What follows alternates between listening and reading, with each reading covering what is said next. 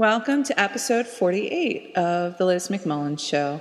My returning guest is Georgia Beers, and it's terribly exciting because we're going to be talking about her soon-to-be-published Christmas novel called Snow Globe. Welcome back to the show, Georgia. Thank you, Liz. I'm happy to be here. Thanks for having me. Wonderful. So tell me a little bit about this Christmas tale, this Snow Globe.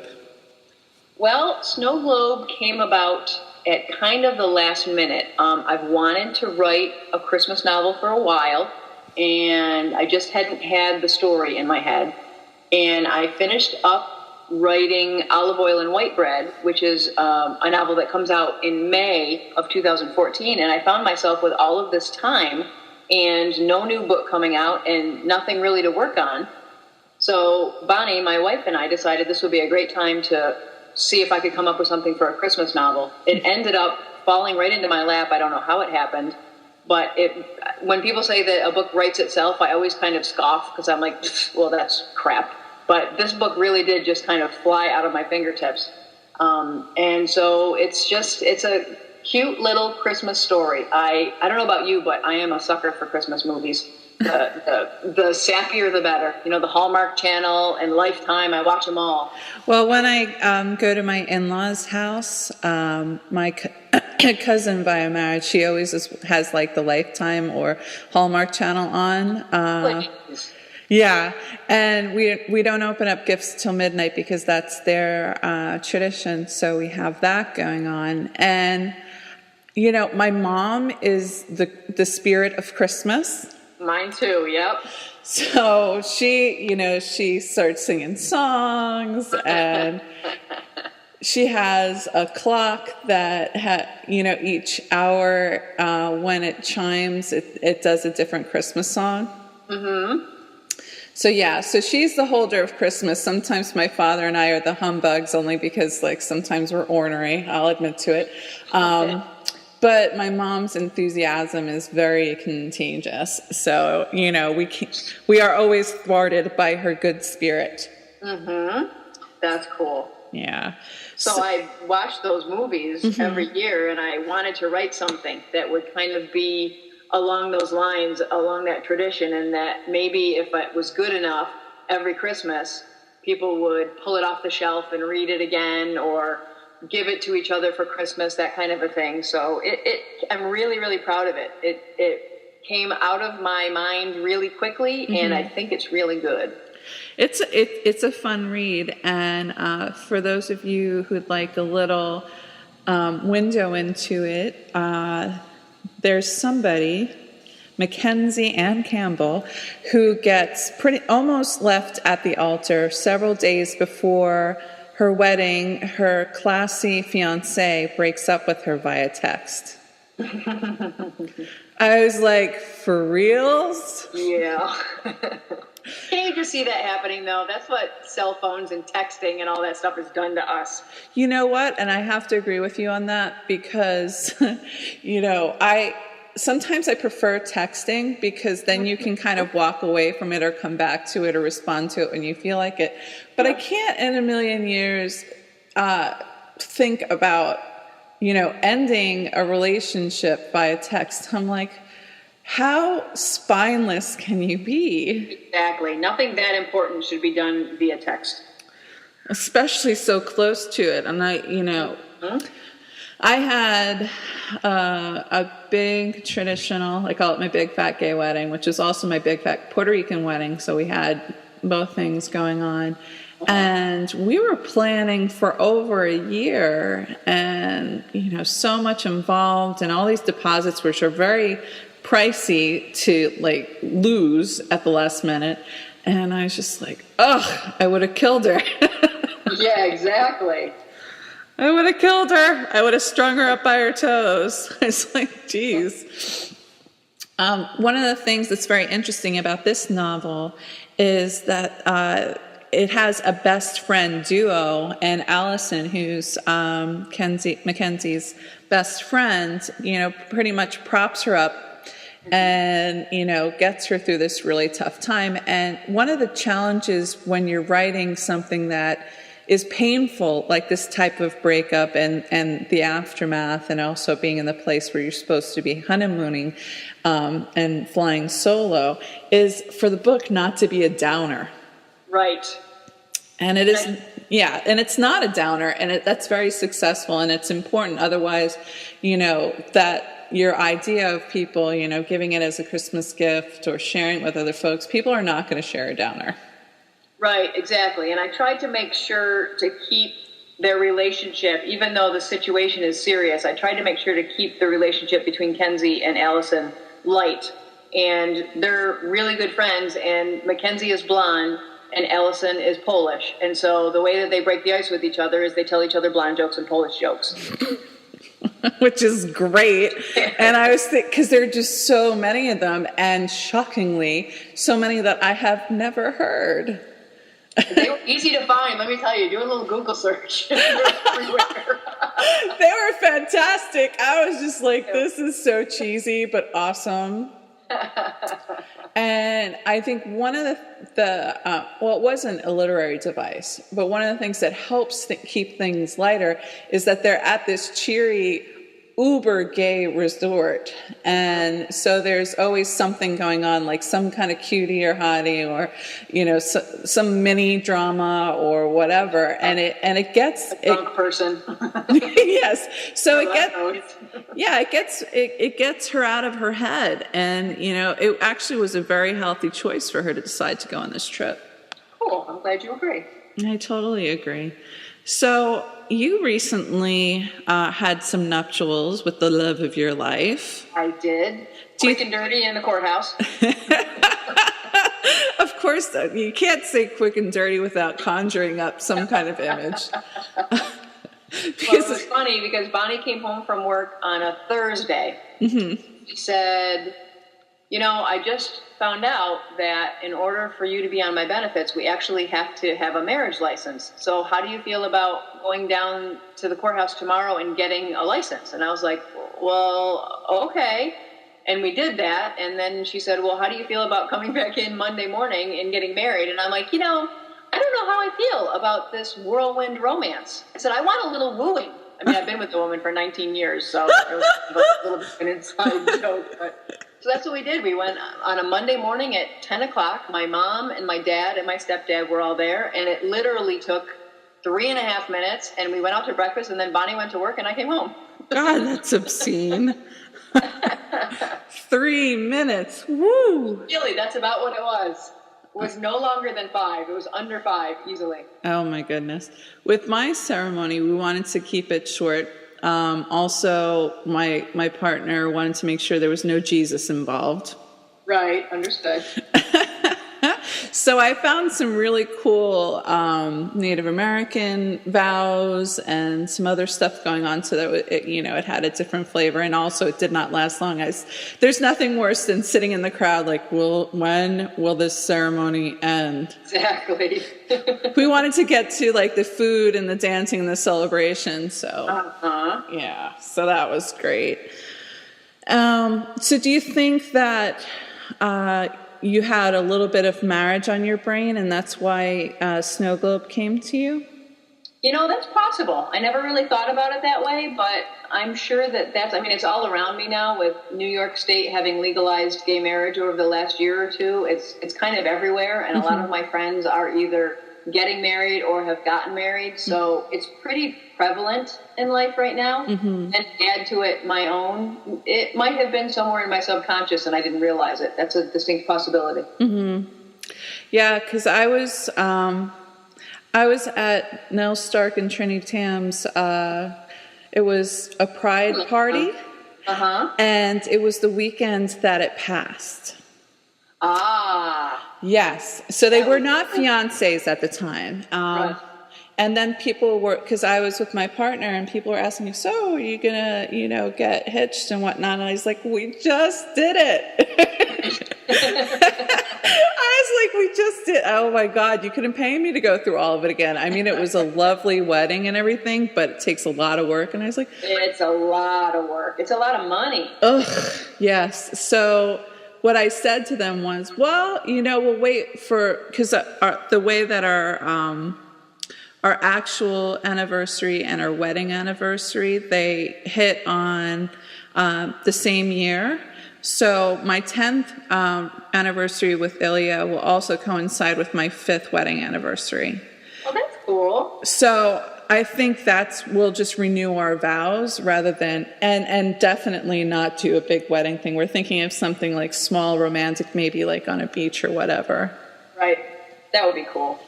Yeah, because once you've done it, you've done it. Exactly. That's exactly how I feel. I'm like, okay, well, that's the end of it. I'm done. So. Yeah, you should have seen me towards the end of the weather, because I'm a very comfort-oriented lesbian. I like wearing my t-shirt, my cotton tees, my cargo shorts and sneakers. Right. So, I had 2 tables full of lesbians, and I went over to them and I said, I want my sneakers, I want my cargo shorts, I want my t-shirt. I want out of these clothes. Jeez. I hear that. Oh my God. So folks, Snow Globe, keep your eyes peeled, and you can actually pre-buy. How do you put that? Pre-order it on Amazon right now, and then I believe it should be available for purchase in early December, but I don't know the exact date yet. Okay. Alrighty. And actually, by the time this episode comes out in November, I will know the date, and I'll just put that in as a part of the blurb so people know. Perfect. When they can pick it up. So that was wonderful. And we're going to talk about Starting from Scratch, which is your bestseller. Yes, it is. So what kind of feedback do you get from your readers about this book?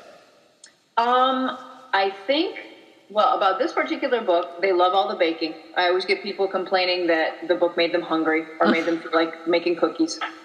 I also get a lot of, they were really able to relate to Avery, that she's very down to earth, very real to them, and they were just able to connect with her without any type of problem at all. And that's a big compliment for a writer. Yeah.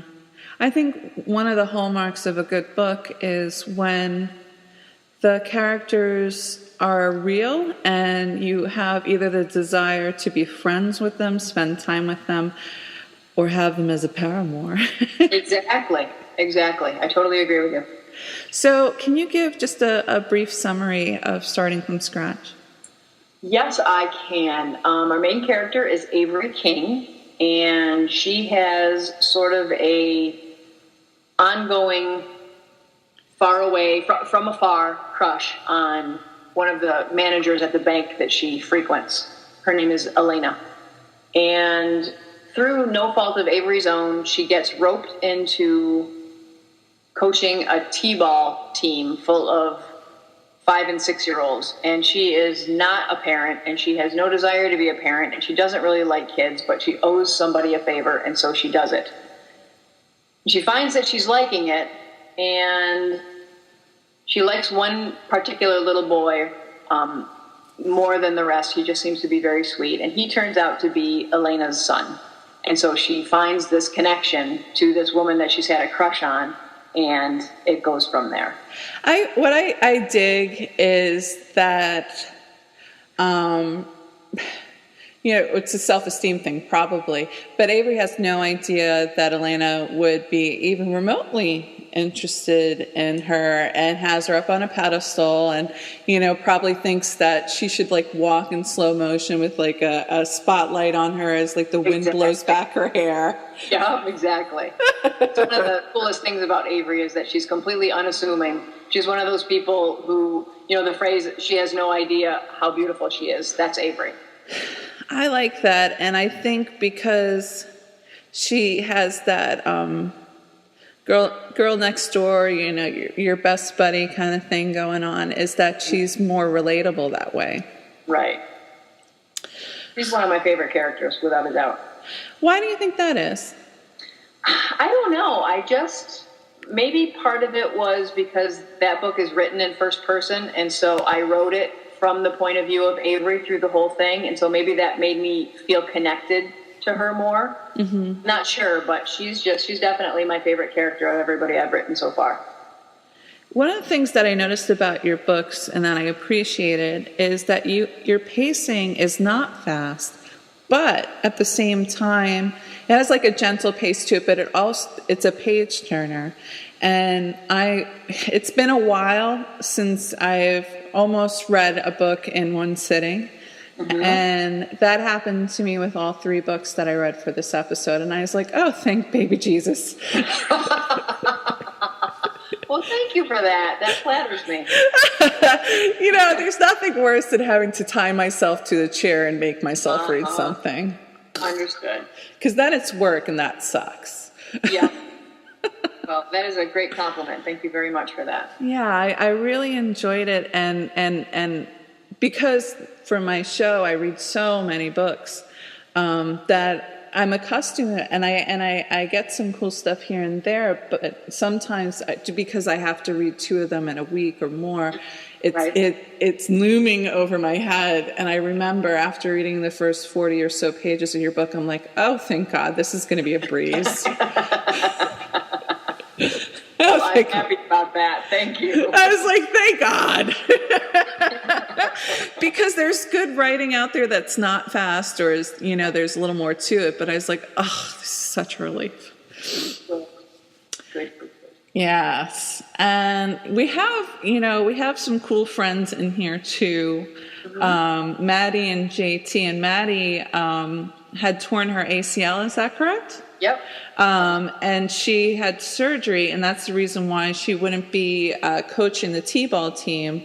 Exactly. And yeah, I like how Maddie and JT, who's been a couple for quite some time, kind of keeps Avery grounded. Exactly. That's exactly what they do. And make sure that she's not too much in her head, and kind of just doesn't get stuck. They want her to be dating, and there's something like what I totally agree with Avery crossing the line, but apparently Maddie was bored and signed Avery up for some online dating. Exactly. I would kill somebody if they did that to me. Oh my God, yes. Oh. I was like, no way. That sucks. I mean, it's one thing to put yourself out, but to have it taken out of your hands and oh, I would have not been happy. I'm right there with you.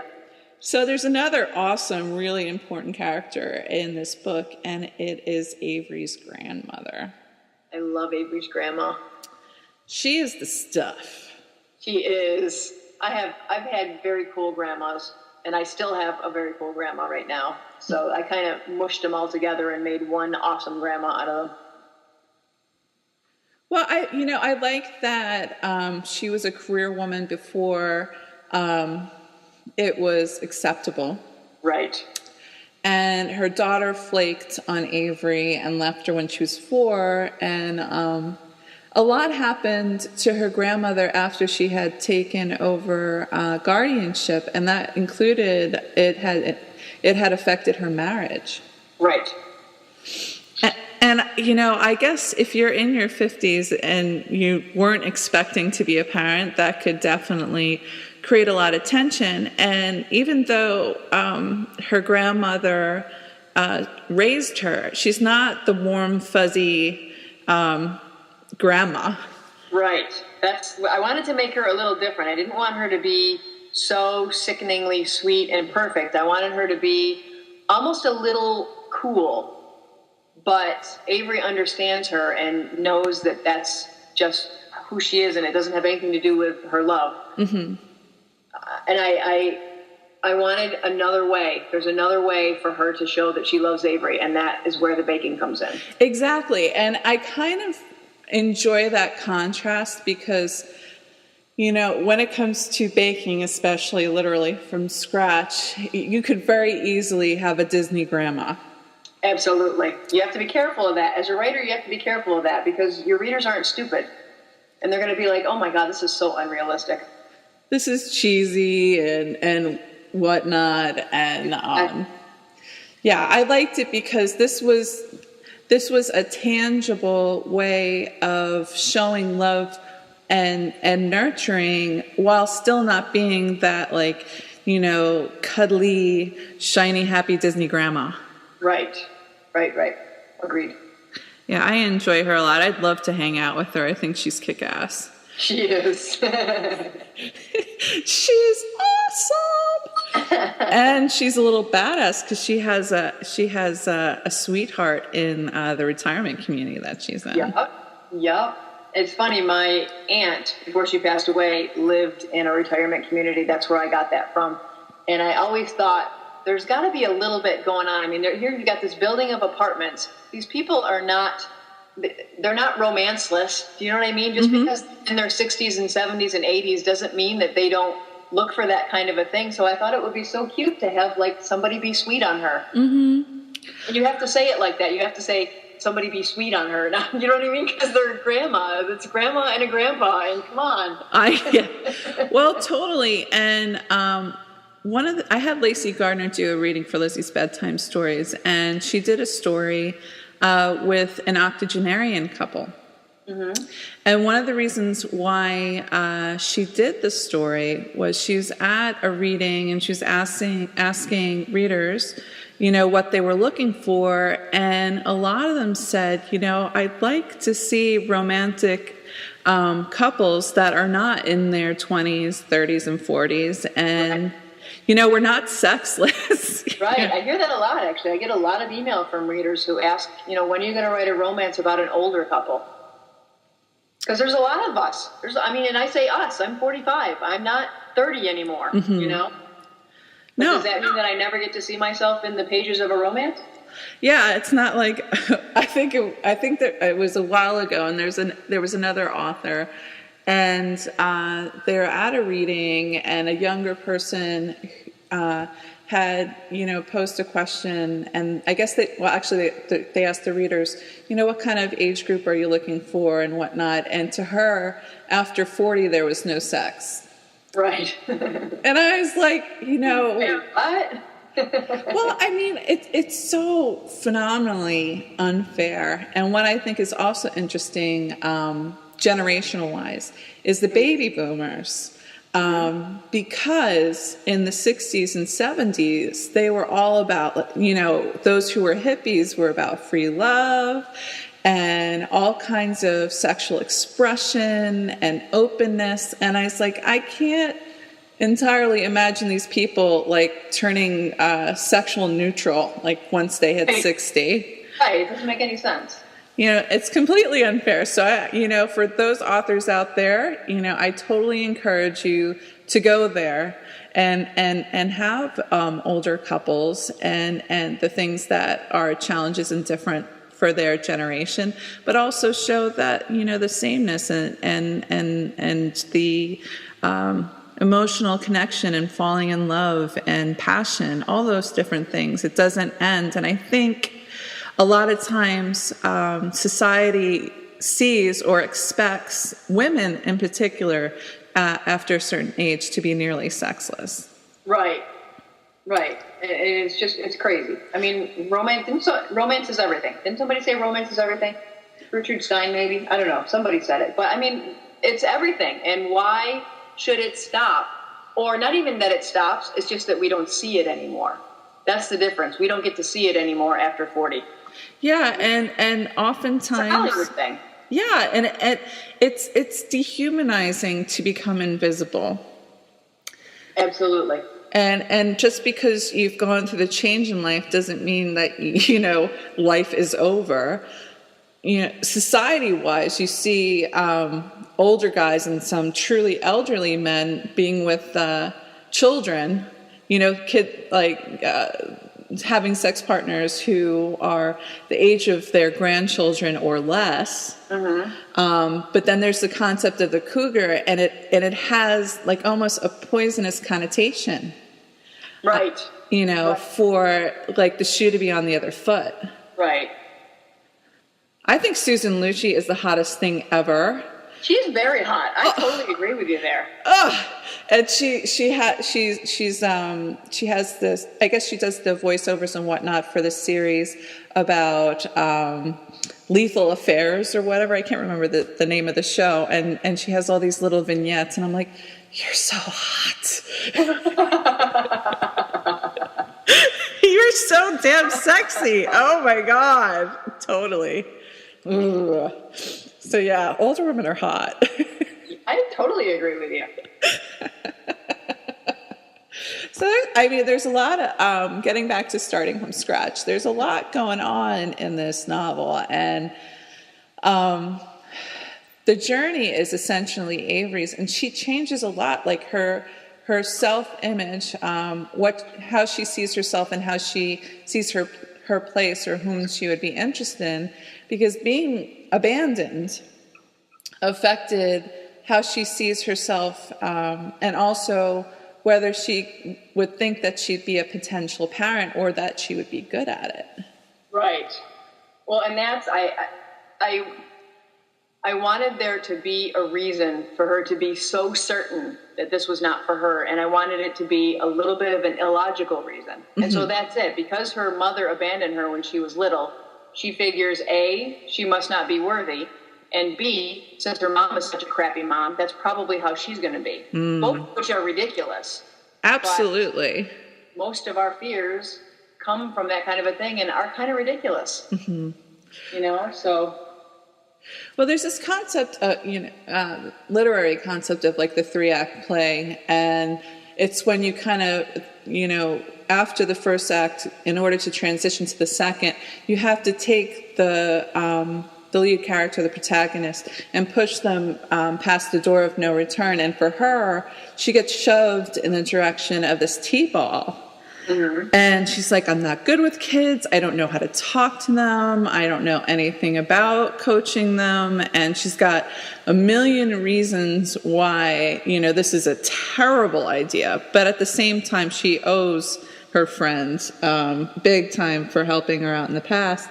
But what I think is perfect is that she, while interacting with these kids, realized that she doesn't hate kids and that she can actually be good with kids and enjoy time with them. Exactly. She actually ends up being good at the coaching, and it surprises her. And she's a champion for the kids. I think a lot of her commentary, in addition to experiencing the kids, was what kind of parents were out there, and this like alpha mom who's harassing her daughter and giving her a hard time. I was like, oh my God. Have you ever seen that stuff? Have you ever seen that live? Oh yeah. Because it exists and it's horrifying. Oh my God. And, I grew up in a town called Hoboken, which is across from Manhattan. And there's this, especially in the last 15 years ago, there's a lot of high-ass expectations for young children. If you don't get into the right nursery, then you're not going to get into the right elementary school, and you're not going to go to the right high school, and you won't get into Harvard. It's also ridiculous, isn't it? Talk about putting pressure on a kid. It's like, let your child be a child. And it was just totally ruining what could be a really fun experience because her mother's like, she's not perfect. And then there's another truly shitty parent, which is one of Max's moms. Right. Yep. And she's got her cell phone growing out of her ear, pretty much. I know people like that. Mm-hmm. I've seen people like that. She's definitely modeled after some real human beings, mm-hmm. and I use the term human beings loosely. Like she couldn't be bothered to pay attention to Max, and still Max hope springs eternal. Like every time something cool happens, he looks into the bleachers to see if Cindy saw it, and no.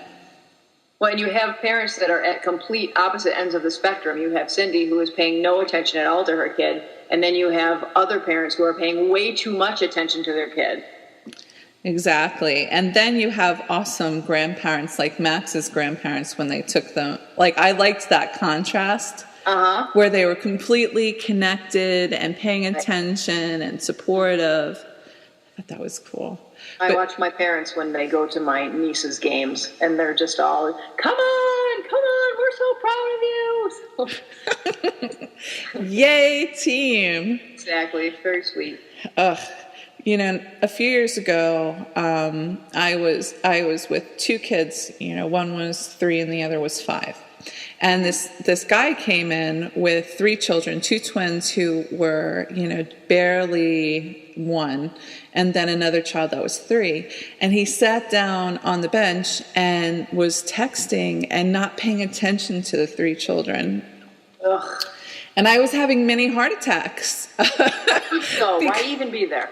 I was like, these children are climbing on things that they can fall off of, and their knees are getting raw because they should not be crawling, on this surface. And so what, I have done in many circumstances, I will watch the other kid.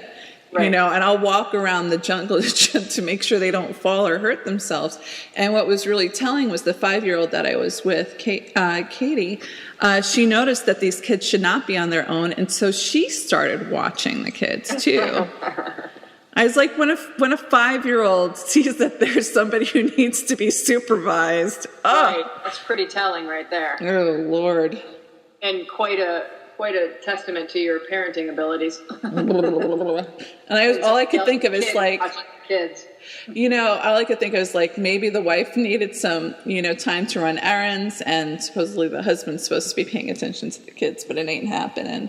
Right, not so much. We also have I wouldn't call Lauren an evil ex, but she's kind of persistent, and I almost feel like it's like having something sticky stuck to your hand and you keep on trying to shake it off and it won't go away. I like that. That's a good way to describe her. She just, the whole lesbian thing, a lot of us end up to be friends with our exes, although that's never worked out for me just because for whatever reason, I never see them again after we break up. Is that because you kill them and hide the bodies, Liz? Is that totally what I do. No, oddly enough, like the people that I've met. Nobody ever sees them again. Nobody ever sees them again. No, my best friend is my best friend because like we drag bodies, and put them in shallow graves. Exactly. No, but oddly enough, the folks that I've dated usually aren't in the place where let's say I'm at Henrietta's, which is a bar I like to go in the city, and I meet them. It is unusual for them to be there. So I don't end up bumping into them, or they're from another state or another country. And so after we break up, magically I don't see them again, which is, I can't imagine bumping into folks all the time. That would be tense. Yeah, it can be tense. Yeah, definitely. But yeah, Lauren, she just won't give up.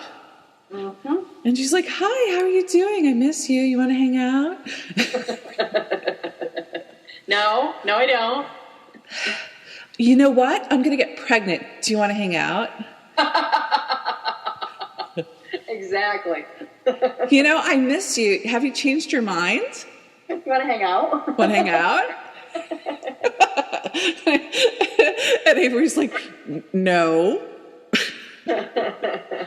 And what was interesting, when Avery broke up with her, as to not hurt her feelings, she kind of couched the breakup on something that wasn't truly the reason why she broke up with her, which was she realized that she wasn't really in love with her. Right. Instead, she kind of made it being about how she doesn't want to be a parent and Lauren wants to be a parent. Right, exactly. And then at one point in the novel, I want to shoot her for shooting off her mouth. Yup. I was like, it was so passive aggressive and cruel and prolonged, and it kept on going on and on and on. And I was like, why are you hurting her so much? Why are you trying to ruin her happiness? And it just, she's like, what are you doing? It's one of those times you're like, maybe if I blink, they'll disappear. Exactly. But it just keeps coming. And it keeps on going and going. And I was like, oh, bad ex. Because at first, in the beginning, you're like, oh, she's sweet. She's harmless. Yeah, she's a little misguided. And then you're like, oh, my God, shut your mouth. Once, and so she's got to strike out. So that was the little bit of dyke drama in there. But I'll keep it vague, so you'll have to read the book. And you'll have to read the book in order to find out what evil thing Lauren does. It's a good surprise, so I hope I've teased you sufficiently. Cool. And the third book that I've read is Slices of Life, and it has the most unusual construction. How did you get the idea for it? I have had that idea for a while. I just wasn't sure how I wanted to use it. I just started thinking one day about all of the people that we cross paths with during the day that we don't really know. You know, the mailman, the person who makes your coffee at Starbucks, the cashier at the grocery store, your doctor, the guy who pumps your gas. I mean, there are people we see every day that we don't know a thing about aside from what they do for us. And I started thinking, what if they were all connected? And of course I had to make them all gay. I mean, come on. Of course everybody's gay, or, you know, she's a straight stay-at-home mom, but, Not quite. Maybe not. So I wanted to tie everybody together and then bring it around in a full circle. Which was tricky, and the it was tricky. What I liked was, because it's not the structure of a typical novel, you don't have any predictors. You know that you're going to kind of, what I felt was like the passing of the baton. Like you're introduced to a character, you get to know them a little bit, and it literally is a slice of their life. And then another character is introduced, and that's the bridge to the next chapter. So it is kind of like passing the baton. Exactly. And I was like, but when I had gone to so many different places with each chapter and each character, I really thought it was almost like a series of short stories. So that when we got to the last chapter, it took me a while to figure out who the character was and how it would bring it full circle. Good. That's how I wanted it to go. I'm glad. Yeah, I was like, I didn't pick up on that. Well, and what I like about the whole thing is there are 11 stories, and I actually intended for it to be longer. I sold it as a novella because it ended up being shorter than I expected. But when I finished all 11 stories and it came out to be the length that it is, I went back to try to make each story longer, and it just didn't work. I liked them the way they were. And so I was like, you know what, I'm just going to leave it. I'll market it as a novella instead of a novel. And now I have 11 characters that if I ever want to take one of them and make another novel, I could, because I just gave you a little glimpse. So I can take any one of them and put her in her own novel. And I probably will at some point. You would make your fans so happy. Which one did you like the best? Who would you like to see more of? Who would I like to see? Now that it's like, who's your favorite child? Do you know what? I don't have anything that sticks out separately. I could be happy with all of them. Okay. And I know as a reader, I like series because I get attached to the characters and I don't want to let go. And yes, and then there are some folks who write standalones, but occasionally characters from previous novels show up. So I think that's groovy. Yep, and that's clever.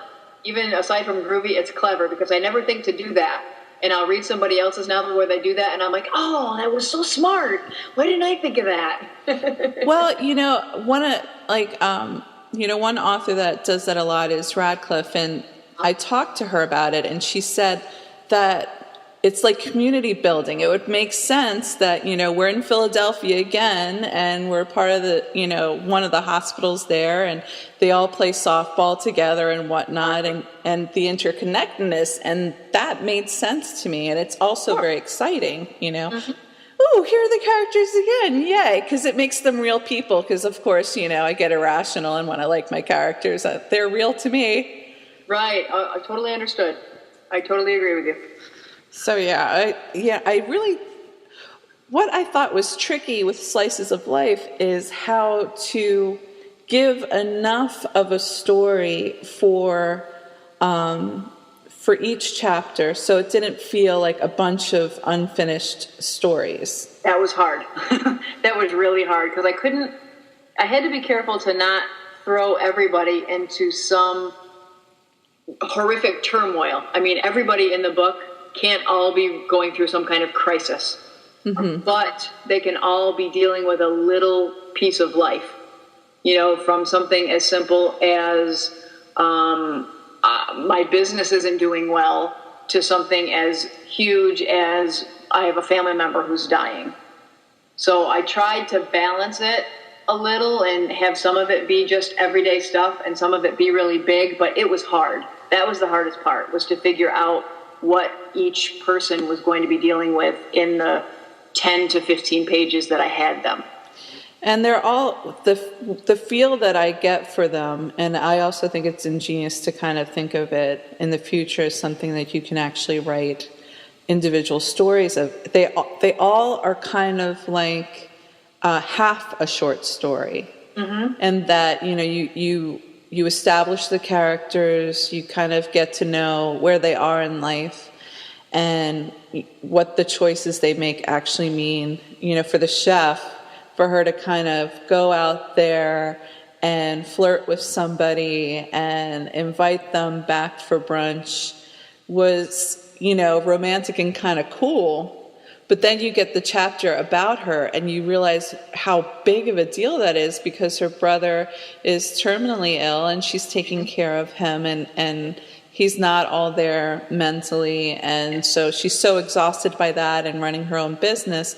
That's a big deal for her to hit on somebody and make a date. Exactly. That's exactly it. You pay good attention, Liz. I pay attention to everything. That's why it's like, I can't just choose one there. And you also have people not only from different stations of life, but different stages in their life. Mm-hmm. Like Jerry Scott, you get introduced to in the previous chapter when she's getting a therapeutic massage. Mm-hmm. And then you see who she is when she goes home. Like, the massage helps, but she hates getting older. She hates that her body's not cooperating. Exactly. And, she has some choices to make about her future, because, like, her body's just not going to be able to handle it. But at the same time, she's been so active on so many levels that, God, retiring is not something on her list of what she would truly want to do. It's almost like her body's forcing her to make some choices, or not make choices and keep on going until the body fails. Mm-hmm. Yeah, retirement to her, it feels almost like a failure, even though we all know that it's not. That's how it feels to somebody like Jerry. Yeah, and it would be, I can't imagine what it would feel like to go from being very athletic, very active, very physical in what is satisfying to her, and then slowly over time being less able to do the things that she loves. And I've seen a lot of books where folks are older and they're still making it happen, and very lively at whatever age they're at, whether they're in their 60s or 70s or whatever, still like being a pip, so to speak. But this is a very hard experience for her. Exactly. Yeah, it's the worst. It's something she's been hoping to avoid, and as we all know, you can't avoid that. Mm-hmm. But at the same time, she starts to look around her house and she understands what a great life she has and what a terrific relationship she has and all of the cool stuff that she and her wife have done, and that helps to ease it a little bit. It's all about perspective, but of course, for some reason, I randomly think of Moonstruck. Where there's this scene towards the end where Olympia Dukakis' character realizes that her husband is cheating on her, and they're having this very tense breakfast conversation, and he says this this line, something along the my life is built on nothing. It's a sad moment in a man's life when he realizes life is built on nothing, and his wife goes, "Your life was not built on nothing." Exactly. Yeah. I love that movie. I can't stop loving that movie. I just, Snap out of it. There's just so many wonderful things about it. I interviewed J.D. Glass a while ago, and we were just trading lines, and it's just, that's a really good romance. It is. It absolutely is. I love J.D. too. And yes, she's absolutely wonderful. Awesome.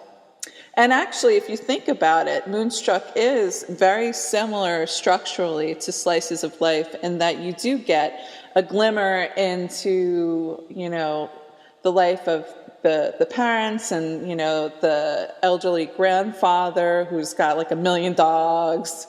But he goes out and he's got friends and they hang out and they chat. So you get these little kind of glimpses into the lives of people, and instead of it being just about Nicolas Cage's character, like and Cher, Loretta, there's a lot going on. It's all about a community, which I think is really rad. Absolutely, totally agree. So who else do we have in here? What I like about the ends of particular characters is that you get the perspective of the character in that chapter, and then you see it by the other side. And when you're reading a novel, usually there's not all those point of view shifts. Right. Yeah, that was fun. That was an interesting little perk that I hadn't expected, but it worked really well. Yeah, I dig it. You know, I dig it when Dorian goes into the pharmacy and sees Liv, who's the pharmacist, and she's like, she's so hot. Right, exactly, because Liv thinks she's not hot at all, and there's something wrong with her, and she needs all this improvement. And so to see her through somebody else's eyes just reassures us that Liv has some body image issues and needs to just have somebody love her. Well, and I liked seeing things through Dorian's point of view and how, you know, she saw her figure and her disposition and, you know, wanted to hang out with her, wanted to have a date with her. And she's like, right. I figure this woman has no idea how sexy she is. Exactly. And then Olivia, we get her that kind of schizophrenia that lots of us lesbians who are plus size do. Like, we have all these salads in one place, and then we have double chunk chocolate ice cream. Exactly. And I'm going to go out on a limb here. I think you like chocolate. I do like chocolate. That is absolutely true. Because there are chocolate-covered eyes and colored eyes, and there are chocolate-covered couches. Well, it's because the color, if you talk about brown being chocolate brown, it just makes it seem richer. Yes, absolutely. Absolutely. It can be brown, but if it's chocolate brown, that gives you a different feel. And then there are different types of chocolate. And so, I mean, what I notice is whenever I read things consecutively, it's like, there's a lot of chocolate going here. And, you know, when somebody's eyes are filled with passion, it's like molten chocolate. Right. Yay, chocolate, woo! There's this book called Petra's Canvas by Anne Roberts. And the viewpoint character is a chocolate heiress. Ooh, I want to be a chocolate heiress. And what's really cool is, and I always tell people, don't do it hungry or have your favorite chocolate somewhere. Because she tells stories here and there through, you know, whatever type of chocolate that she's eating or what she has in her purse, and it's a character in and of itself. So I was like, it's a fantastic book, and if you like chocolate, just have like truffles or, you know, whatever you need beside you as you're reading. Because otherwise you're going to go to the grocery store, you're going to buy everything chocolate in sight, then you're going to eat it like it's Halloween and have a terrible tummy ache. So you prophylactically just have the kind of chocolate that you like by you while you're reading it. Good advice. I will remember that. I've already busted into the Halloween candy. Uh-oh. 2 bags of Snickers the other day, and I thought, you know what, I'm going to get a jump on this. I'm going to start buying Halloween candy now. And it took me exactly 6 hours before I was like, ooh, there's Snickers bars in the cupboard. Like, and it calls to you, and it's like, Peter, you want some? Not good. So, talking about Anne Roberts' books make me think back to starting from scratch and all the great foods, all the great confections that she was making. And I actually had to look up, I think, was it a blackberry? Blackberry buckle. Buckle. I had never heard of that before, so I did a Google image search. I'm like, oh, that looks good. It's good, doesn't it? And the more stressed that she is, the more cookies she bakes. Exactly. And I'm just like, oh my God, her house must smell fantastic. Do you bake or no? I mean, I do bake, but from scratch is almost never. Yeah, I do a little bit, but not from scratch is hard. Although my grandmother has some great recipes, and if I follow her recipes, it's from scratch. So I can handle it. It's it's just like I can cook and I can bake. I just don't. Yeah, I hear you. But my grandmother was a great cook and a great baker. So I have very fond memories of making apple pies. And of course, you can't make apple pies without stealing a few apples after you add like the cinnamon and the sugar. Oh, yeah. My thing was the pie crust dough. I would always take the dough. My grandma would like trim it, and then I would take the scraps before she could like crumple them up in a ball and make more crust out of them. Yes. So it's so funny because I look at like the packages of refrigerated cookie dough, and it's all about do not consume raw dough. And I'm like, if these people had any idea how much raw dough and cookie batter I've eaten in my lifetime, they would be horrified. Of course. I mean, hello. One of the most awesome things about like making chocolate chip cookies from scratch or sugar cookies or whatever is licking the bowl and the spoon. Absolutely. Oh. That's like, a privilege that you have to like arm wrestle your siblings for. Exactly. Oh. Good stuff. I was like, Oh, I was definitely happy. I think it was in the 90s when they started making cookie dough ice cream. Yeah, there's nothing quite like it. And now they do wonderful things like, brownies in the ice cream. I'm probably making our listeners very hungry. Stop, it's mean. I know it's cruel. Seriously. But I'm kind of stuck on thinking about what her house must smell like. Because when you go into somebody's home, there are certain scents that, you get a feel for if you go, like, when I'm in my in-laws' house, there's all this great Puerto Rican seasoning and whatnot, and the house just kind of has that lingering, even when cooking has not happened, that's there.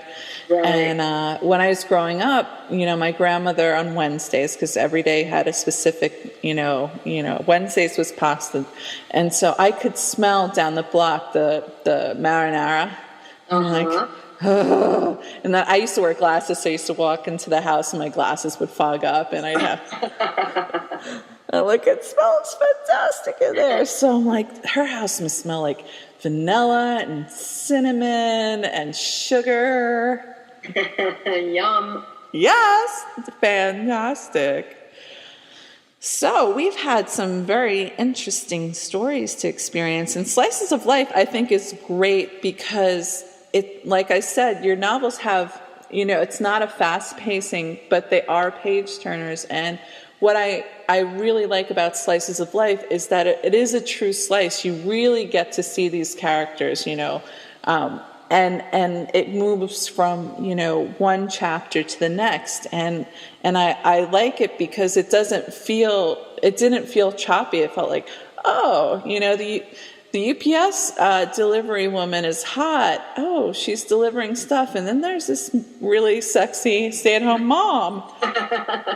And then you meet her teacher. And then her teacher meets the chef. And, it's really fun. And there's a cool version of, is it 7 degrees of separation? Six 6 degrees of separation. Yep. So it was a fun play with that. How did you get the idea for the particular characters and the transitions?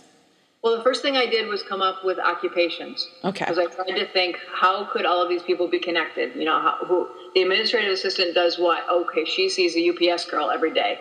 And then, so who could the UPS girl connect to? She would connect, this would be a delivery. So who would her delivery be? So that's what I did first, is I made a list of all of the occupations. And then I just took each one and created a character for each of them and decided, what they would look like, what their age would be, what their issue was. So I thought doing a collection, which is essentially a collection of short stories. Mm-hmm. I thought doing this would be really easy, and it was really hard. Oh my God. I got a little frustrated halfway through because I was like, this was supposed to be easy. Well, and what I always was looking for once I got an idea of the structure of the book, I was like, which character is going to take us and, going to show up in a close-up in the next one? And I was like, And it was, I can't emphasize enough that you invested enough that it didn't feel rushed or unfinished. You just kind of got a glimpse of that person and how they relate to another member of the community. And that obviously could not have been easy. It was hard. I'm glad to hear you say that because I do worry. Yeah. So you do some outlining or planning. Do you find yourself to be, a mixture of a planner and a pantster, or what's your most comfortable way of working on a piece? I have to have an end. I always have an end. I know a lot of writers who write and don't know how the book is going to end until they get there, and I think that would send me into a panic. Okay. I don't outline in great detail, but I have a rough, very broad outline of what's going to happen. The characters I'm a little more specific about. I know these people. I know what they look like before I start writing, but I can't get too detailed in my outline because then I just start to get antsy because I just want to write. I start to get excited and I'm like, I just want to start this now. But I've done that before. I've started writing before I knew where I was going, and I wrote myself right into a corner that I couldn't get out of. So I have to make sure that I at least have the point A to point B to point C. How I'm going to get there, I may not know, but I know that's where I'm going next. Yeah, it's good to have anchors. Yes, definitely. I need them. So I have a comment and a question from our listening audience. Okay. Adrienne Blagg, who also happens to be my webmaster. I love Adrienne. She rocks, and also she waxes lyrical about your hugs. She gives good hugs. She does. Oh, I love that about her. It takes two people to hug well. It's true. It's true. Because I remember, because I went to GCLS this year, but the previous GCLS, she was like, oh my God, Georgia Beers, where she hugs. It's like, you are so cute. I can't even stand it. And then I was watching, this year I was at the awards ceremony, and the MC kept on talking about how you brush back your hair behind your ears. I was like, that's adorable. So Miss Adrienne Blagg wants to know what the impetus/inspiration was for 96 Hours. The inspiration for 96 Hours was a documentary that I saw during the Winter Olympics of 2010. Is that when the Winter Olympics were? I think it was 2010. I was watching the Olympics with my wife, and NBC ran a documentary on Gander, Newfoundland. Mm-hmm. And I had never heard of the place. I knew nothing about it, but they talked about how it's this tiny little town way out on the tippy tip of Newfoundland, and they have an airport there. And when 9/11 happened, all of the planes that were going from Europe to the United States or from the United States to Europe were all diverted and had to land immediately. So Gander was expecting 8 planes that day, and they got 39.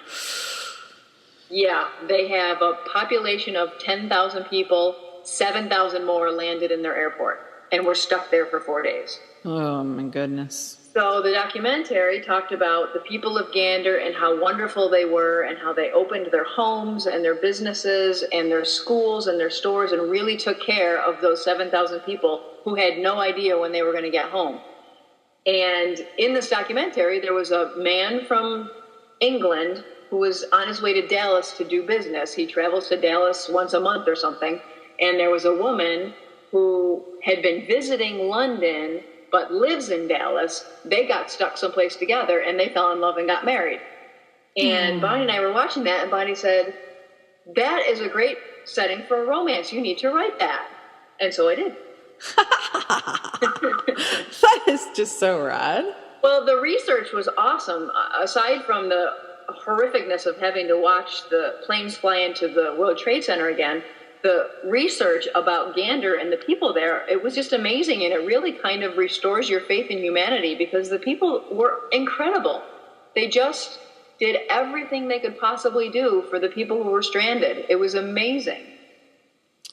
Yeah, I'm on board with you with that. And I was working across from Grand Central Station on 9/11, and I live in Hoboken, and so I actually grew up seeing the Twin Towers. Mm-hmm. And then I was watching it smolder for days, and it was this really intense experience. But one of the other hallmarks of the experience was how open and supportive and loving everybody was to each other, in the city and New York City and the surrounding areas, that really the best parts of humanity showed up. And I was really happy to be a part of that.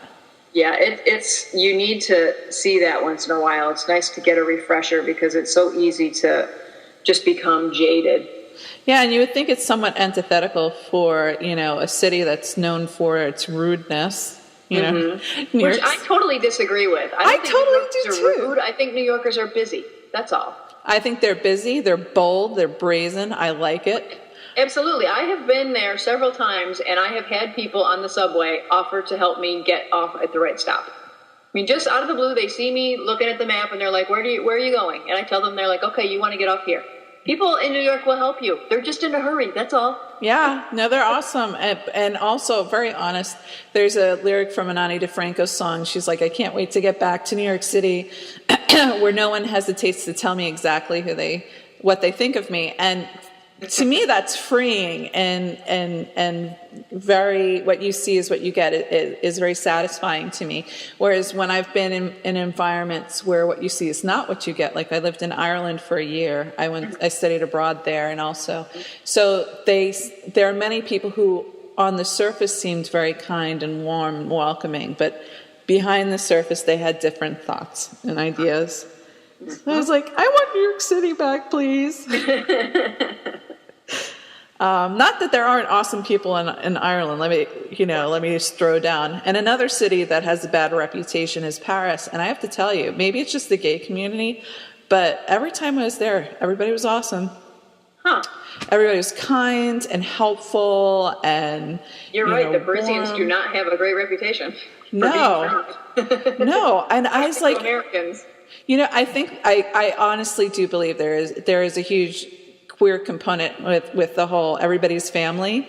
Mm-hmm. Whether it's in New York City or Paris or Ireland or wherever you're at, there's this because of the oppression of other in the mainstream society. There's this extra effort and desire to connect and just be all shiny and happy together. And like I had people giving me rides and directions and helping me get back to my hotel and where should I eat, and you just it's a box of chocolates, you never know what you're going to get. And I have a fun question before we close out this most wonderful interview, and it's from MC. I'm thinking Heinrichen. Okay. I don't know how to pronounce that. I'm sorry if I myrtleized your name. I have one question for Georgia Beers. How can she handle Rachel Spangler and Melissa Braden at the same time? They are only looking for mischief and whimsies. Well, that is very true. But I have told MC this before. If I tell her my secret of how to handle both of them at the same time, I would then have to kill her. Yes. So I got to keep it under wraps. Georgia, you have so many top secret things about you. Oh, yeah, I'm very mysterious. and you uncovered my history of serial killing my exes. Well, see, that wasn't hard. That was the only explanation. Yes, I didn't realize that was so transparent. Yeah. A lesbian whose exes have all disappeared, she never sees them again, and there can only be one explanation. She killed them. Because we all stay friends with our exes. We know that. You try to take away. You need a better cover. Are you trying to take away my lesbian card? I might have to do that. I might have to report you. Oh my God, there were a few points in your books that made me laugh. Like, I don't like camping. Yeah. I am not good at softball. I am good at softball, or I used to be when I was young. Yeah, no, I was terrible at any sport that required true coordination with a ball, whether you're hitting it with a bat or, whatever. I played. Yeah. Yeah, I sucked at that stuff. I was on the swim team and I was on the rugby team, but my job on the rugby team, there's like a division of labor between, the workhorses that have endurance and are really strong do one school of activities, and then there are the sprightly fast ones who get all the tries, which is the version of a touchdown. But yeah, my job was to tackle people. Well, that's not so hard. Tackle somebody, take the ball away from them and stuff like that. But catching thing, no. I was terrible at that. I was like, oh. But no, they haven't taken away my lesbian card, thank God. I don't know what I would do. Close. It's close. It's close. I do have this front of like reading lesbian fiction, and they kind of let me go with that one. Yeah, that probably lets you slide under the radar. Yeah, it's very forgiving. So I want to thank you for returning to the show and sharing 3 wonderful novels with me, one of which, guys, get excited. You can pre-order it. Snow Globe. Yay! Woo! So thank you for coming on the show. Thank you so much for having me, Liz. This has been fun.